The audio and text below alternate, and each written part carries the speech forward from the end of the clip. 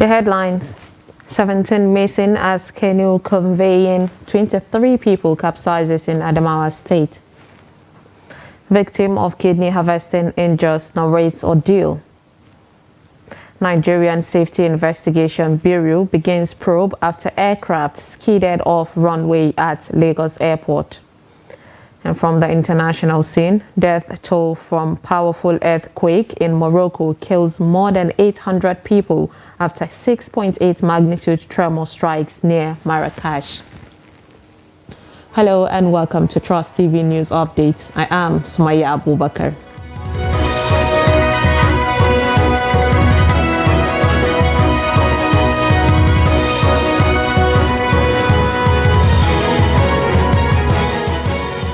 Thank you for joining us. And now the details.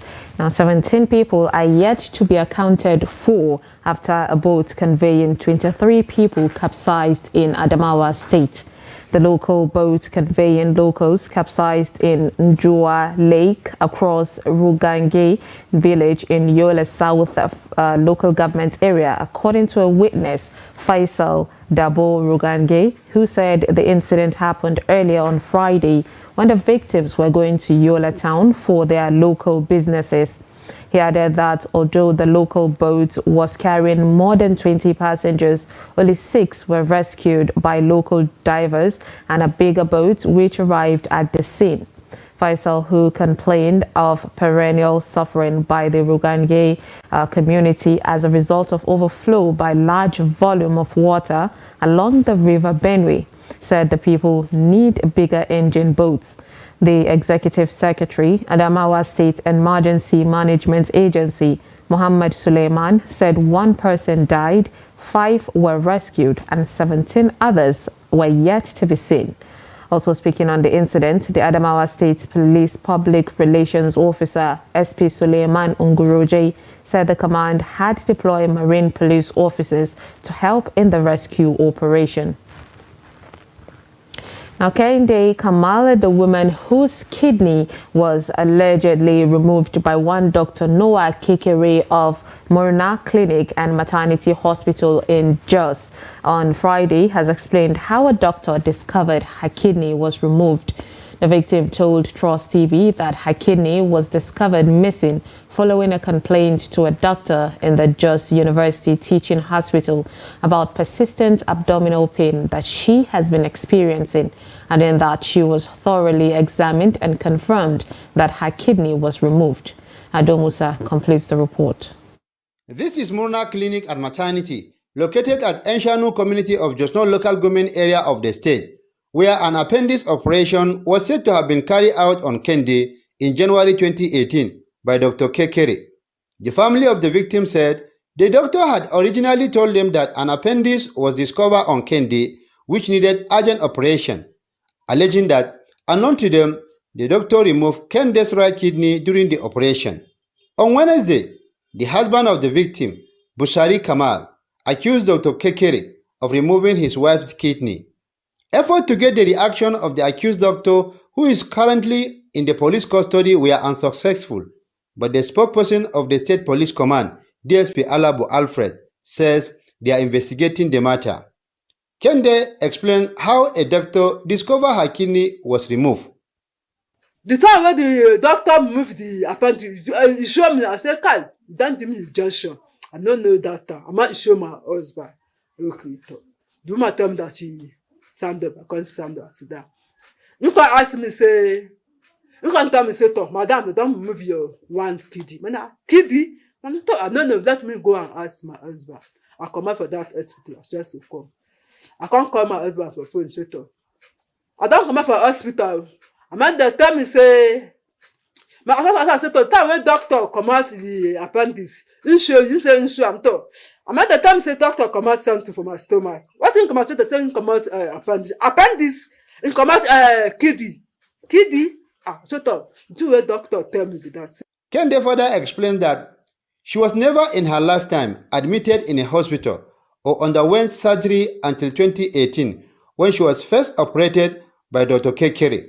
As first born, now for due to born now. I go on Sunday, I come out on Monday. The second daughter I born na for house I born now. The third one, the day I go hospital for born na day I come house. The husband of the victim, Kamal Busari, while reacting to the incident, called on security agencies to ensure justice for his wife. Well, since 5 days ago, I couldn't sleep up to right now, and I could not even eat anything. So what I want now is I just want the relevant authority to do the justice on this matter. Hundreds of teenagers across the globe were enticed and exploited to sell their organs, especially the kidney. But the case of Kendi is quite different in the sense that neither she nor the husband was informed that her kidney would be removed. And that is why the husband is appealing to relevant authority to come to their aid and ensure that justice is done for his wife. From Jos, Adomusa reporting for Trust TV. The Rivers State Police Command says a manhunt has been launched to fish out the killers of the Divisional Police Officer of Aoda in Awada East Local Government Area of Rivers State, SP Bako Agbashim. The officer was ambushed, killed, and his body decapitated by cultists suspected to be members of the deadly Icelanders cult group in Awada axis of Rivers State Friday night, when the deceased led his team to the hideout of some criminal gangs operating at Odumude. A statement issued in Port Harcourt on Saturday by the command's public relations officer, SP Grace Iringay Koko, said the Commissioner of Police, Polycarp Nwaonyi, has ordered an investigation into the circumstances surrounding the death of the police officer. SP Koko said Bako Agbashim displayed exemplary courage during a mission to combat criminal activities in the Odumude area of Awada East Local Government Area in Rivers State.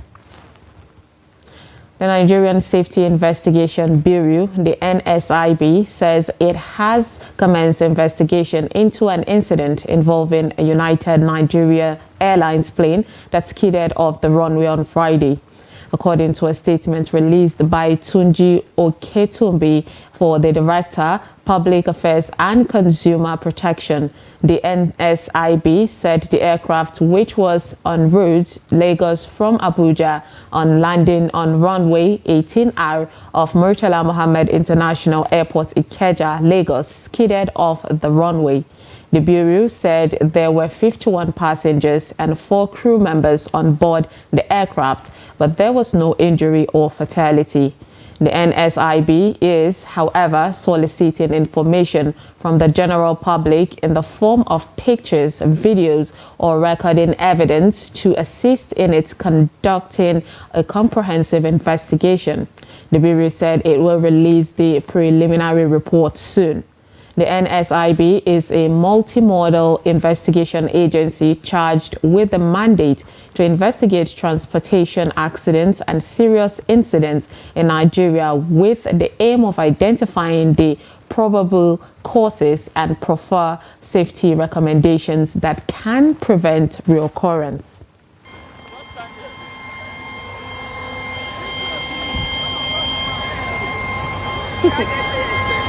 Thank you, Jesus. Thank you, Jesus.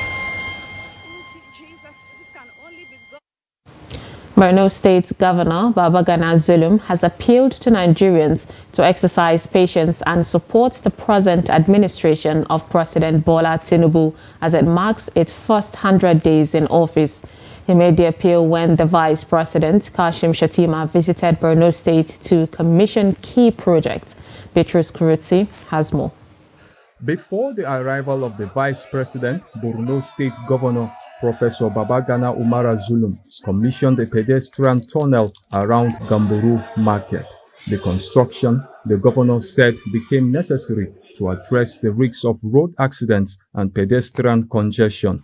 The Vice President, Senator Kashim Shettima, joined by the Borno State Governor Professor Babagana Umara Zulum, commissioned other state government key projects, which include the 3 mega schools of Shuari 2 Community School, Ali Karam T Community School, and Gamburu Liberty Day Secondary School, especially the Shuari 2 Primary Health Care Center.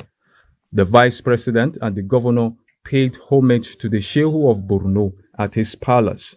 Governor Zulum, in his remarks, appealed to Nigerians to exercise more patience with the present administration, saying the government will ensure that Nigerians enjoy the dividends of democracy. He told Borno residents to expect more from his administration. This administration is only 100 days old. They are studying the atmosphere, and inshallah, in the fullness of time, we shall benefit from the dividend of democracy of this administration.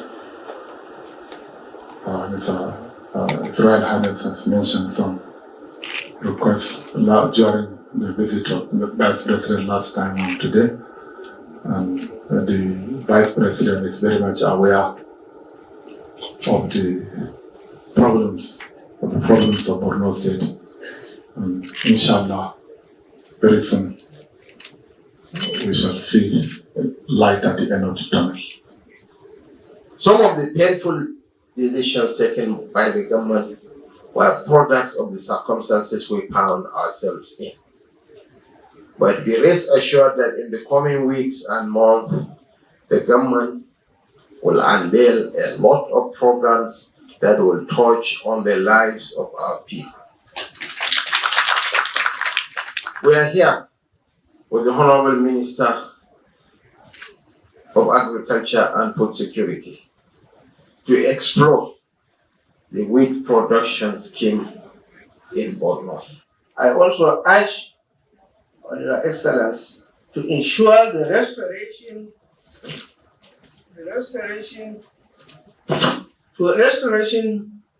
of some of our communities that were displaced by Boko Haram, especially the communities of Abadan and Guzamala. The commissioning of projects in the state is part of the Borno State Governor's fulfillment of his campaign promises and commemoration of the 100 days in office. Bitrus Kuruti, Trust TV News, Maiduguri. The Independent National Electoral Commission, INEC, in Bayelsa State has advised political parties and their candidates to massively canvass for support from the electorate if they want to win the November governorship election.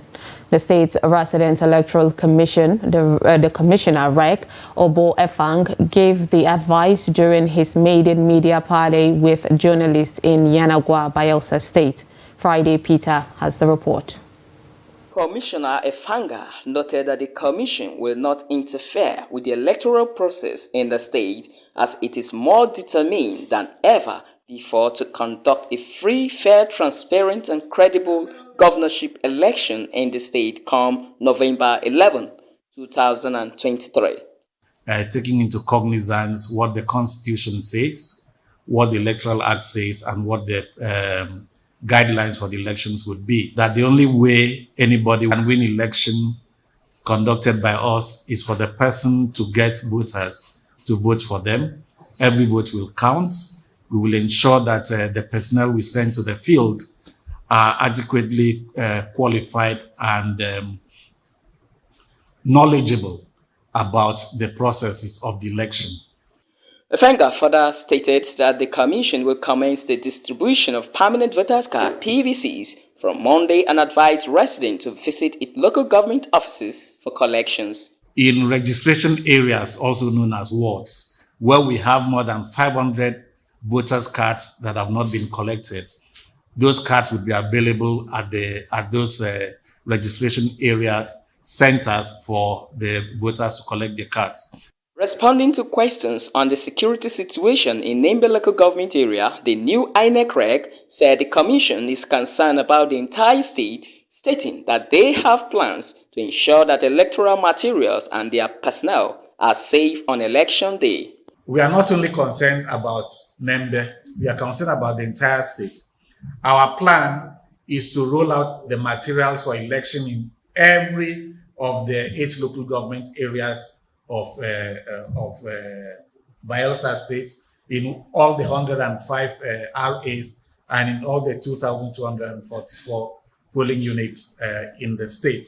The State Resident Electoral Commission (REC) has also commenced engagement with critical stakeholders with a view to conducting peaceful elections in the state.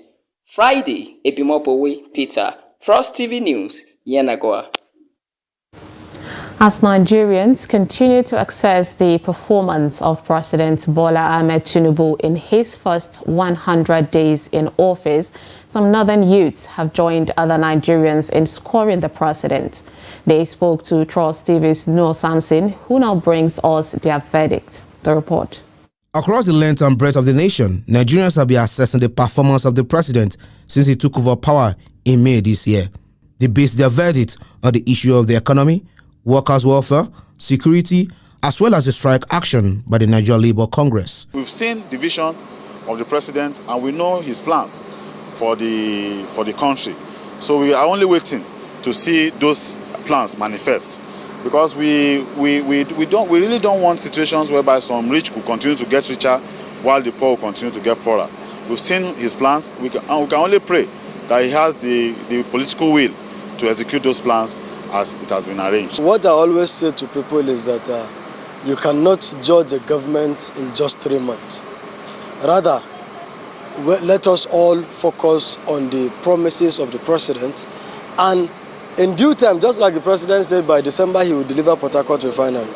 So let's give him time and watch. When you want to govern a nation like Nigeria, difficult decision must be taken. As such, the hardship we are facing in Nigeria today, I believe, is just for a little time. So I'm begging Nigerians to just give the president time. Let's see what his plans will bring out for Nigeria. There are effects of giving the government, is it 5 billion or 2 billion? At the end of the day, it's only some group of people that are going to benefit from this. And I think since the subsidy, this is one of the major effects, this palliative, the effects to caution the subsidy, and then is the palliative. And now the palliatives are not even given to the poor and needy that needs the palliative. Instead, some part of the rich are actually taking this palliative to go and resell in markets. Nigerians are hopeful that the president will work areas of concern and noticeable lapses in order to move Nigeria forward. Noor Samson, Trust TV News, Abuja. You're watching News Update on Trust TV. Coming up, Asaba residents identify why husbands abscond. This and more after the break. Stay with us.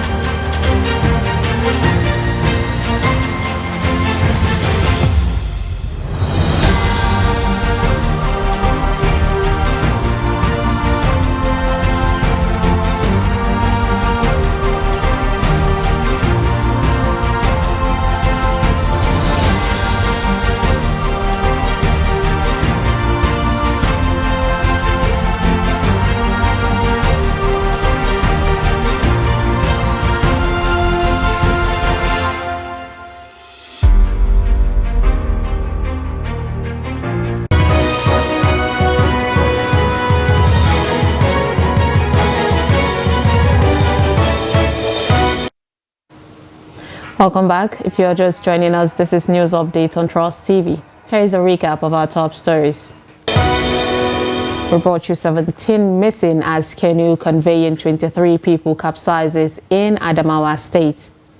And victim of kidney harvesting in Jos narrates ordeal. Now moving on to more stories, the stakeholders in the country are raising serious concerns over the worsening cases of child malnutrition in Nigeria, especially as prices of food have skyrocketed.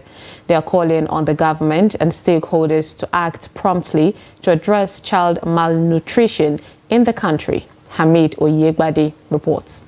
the nutrition and food security in Nigeria have become issues of serious concern as the cost of living soars due to skyrocketing prices of food. According to the KEDA Harmonized 2023 data, 17.7 million people in Nigeria are hungry. The recent fuel subsidy removal compounded the situation. The children are the worst hit, as 23.5 million children in the country are said to be suffering from anemia, with 12 million stunted, while 3 million are ill due to malnutrition. I remember during the antenatal days, they tell us whatever we eat now will add up to their brain development. And of course, any child that is not brainy ends up being dull, and then the future is, of course, a very bad one. Because normally before, the money that we used to buy multiple things, you use it and buy one thing, and it's affecting us. It's affecting the poor masses. We can't feed. Many of them now, they are not going to school because there is no money in the country. There is no job. So that is why it affected the children, because when it affected the father and the mother, it will affect the children. When the child is hungry, the child begins to think things that are negative. The child will think about positive. The child is not thinking about tomorrow. The United Nations Children Fund is calling on the government to scale up the implementation of preventive actions and also to provide access to treatment of all forms of malnutrition. So the nutrition situation in the country now is one that requires urgent attention, and we also need to focus and see how we can implement preventive actions to prevent malnutrition from even happening in the first place. But then when we are unable to prevent, and in order to respond to the children and the populations who are currently suffering from malnutrition, put in place treatment and facilitate access to treatment of all forms of malnutrition so that we can have a healthier population that can contribute to our economic growth. Nigerians also want the government to address the malnutrition challenge so that the nation can produce healthy children with sound minds. Amid Oyegbade reporting for Trust TV. Harsh economic realities, absence of love, and changes in behavioral patterns are responsible for abandonment of families in recent times. Now, these are the views of residents and stakeholders in Asaba, the Delta State capital, who bore their minds on why spouses abandoned their marriages and the consequences that follows. Jonathan Awanyai reports. In Nigeria, it is not unusual for a man or a woman to abandon their immediate family and move on.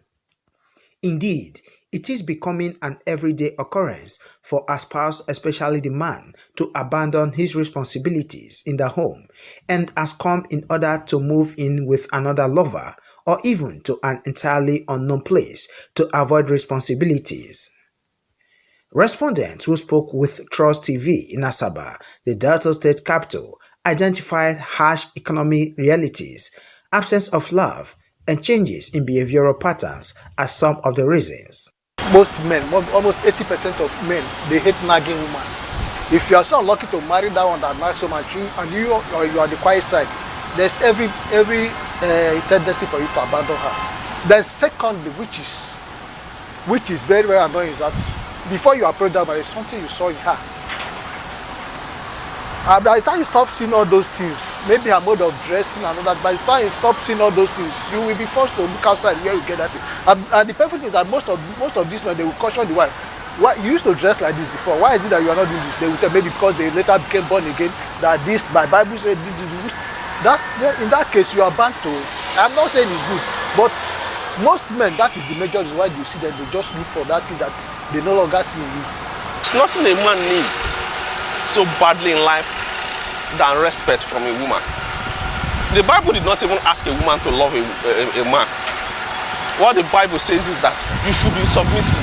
So all men need is submissiveness. You know, some women are not submissive. They don't respect men. That is why you see some men, after bearing the hardship, you know, occasioned by some of these problems in the family, when they still get home, they will still suffer. So to them, what is the importance of suffering? After suffering, I'll still go home and suffer. Let me just run away. That's why I think some men run away. When there's no money and problem here and then, unsolvable issues. Two, the issue of depression. You know, sometimes people are just a bit depressed, especially the men, because of the responsibility accruing from the home. Others pointed out that ideologies like feminism, which prevents a wife from submitting to her husband, lack of proper understanding of marriage, and not having a clear purpose in mind before venturing into marriage as reasons for such acts. Abandonment is now a crime in Nigeria.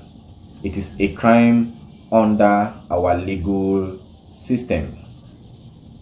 This was enacted, or this was put in place under the Violence Against Persons Prohibition Act 2015.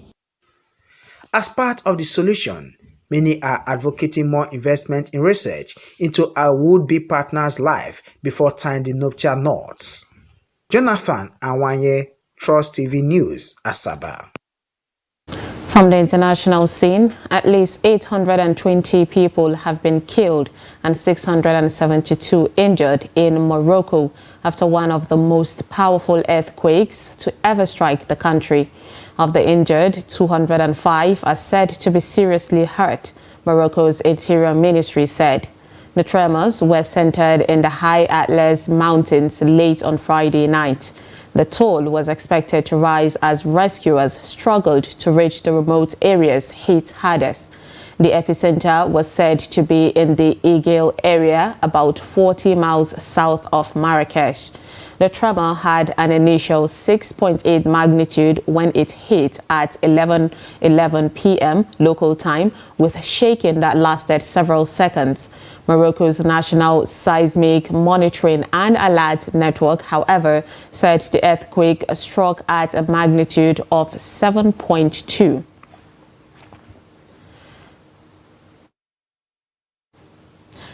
And finally, in sports, Rivers United will face Heartland in a pre-season friendly game this Saturday, September 9th. The warm-up match is aimed at intensifying both teams' preparations for the 2023 to 2024 Nigeria Professional Football League season. The encounter is billed for the Adokie Amesimaka Stadium, Port Harcourt. The game will also serve as part of Rivers United's preparation for the CAF Confederation Cup clash against Etoile Filante of Burkina Faso. Rivers United finished third in the NPFL last season. Now, Heartland, on the other hand, are back in the top flight after winning the Nigerian National League title last season. And with that, we wrap up News Update on Trust TV. Do not forget to follow us across all our social media platforms, and you can join our YouTube Live for more news programs and documentaries. I am Sumaya Abubakar. Thanks for watching.